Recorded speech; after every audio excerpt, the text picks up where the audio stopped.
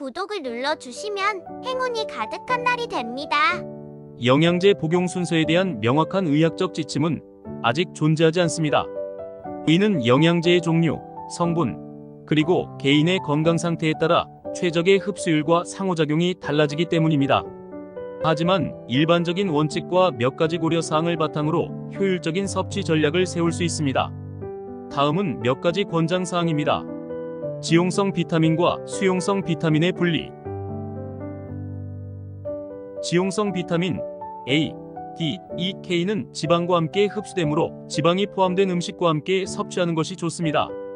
반면 수용성 비타민 C, B군은 물에 잘 녹으므로 식사와 관계없이 섭취할 수 있습니다. 따라서 지용성 비타민은 식사와 함께, 수용성 비타민은 식사 전후 또는 식사와 관계없이 섭취하는 것이 흡수율을 높이는 데 도움이 될 수 있습니다. 철분과 칼슘의 분리. 철분과 칼슘은 서로 흡수를 방해하는 관계입니다. 따라서 철분제를 섭취할 때는 칼슘이 풍부한 음식이나 칼슘 보충제와 함께 섭취하지 않는 것이 좋습니다. 철분 흡수를 높이려면 비타민 C와 함께 섭취하는 것이 효과적입니다. 따라서 철분제는 칼슘제와 시간차를 두고 섭취하는 것이 좋습니다. 예를 들어 아침에는 철분제를, 저녁에는 칼슘제를 섭취하는 방식입니다. 위장장애 고려. 일부 영양제는 위장장애를 유발할 수 있습니다. 예를 들어 고용량의 비타민C는 설사를 유발할 수 있으며 일부 미네랄은 위산 과다를 유발할 수 있습니다. 이러한 경우에는 식사와 함께 섭취하거나 소량으로 나누어 섭취하는 것이 좋습니다.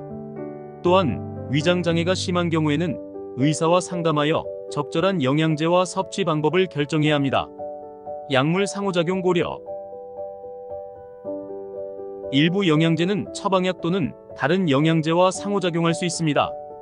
따라서 현재 복용 중인 약물이 있다면 의사 또는 약사와 상담하여 영양제 섭취에 대한 조언을 구하는 것이 중요합니다.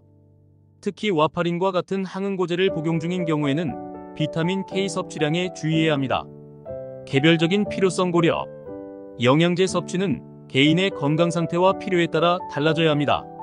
혈액 검사 등을 통해 자신의 영양 상태를 정확하게 파악하고 그 결과를 바탕으로 필요한 영양제를 선택하는 것이 중요합니다. 무작정 많은 종류의 영양제를 복용하기보다는 자신의 건강 상태에 맞는 영양제를 적절한 양으로 섭취하는 것이 중요합니다. 만약 특정 영양소가 부족하다는 진단을 받았다면 해당 영양소가 포함된 영양제를 우선적으로 섭취하는 것을 고려할 수 있습니다. 복용시간 간격 유지. 다양한 영양제를 섭취하는 경우 서로 다른 영양제 간에 충분한 시간 간격을 두는 것이 좋습니다. 이를 통해 영양제의 흡수와 상호작용을 최적화할 수 있습니다. 하지만 모든 영양제에 대해 특정 시간 간격을 제시하기는 어렵습니다. 따라서 각 영양제의 설명서를 참고하거나 의료 전문가의 조언을 듣는 것이 좋습니다. 결론적으로 영양제 섭취 순서는 절대적인 기준이 없으며 개인의 건강 상태, 섭취하는 영양제의 종류 및 상호작용 가능성 등을 종합적으로 고려하여 결정되어야 합니다. 무엇보다 중요한 것은 과도한 섭취를 피하고 균형 잡힌 식단을 통해 영양소를 충분히 섭취하는 것입니다.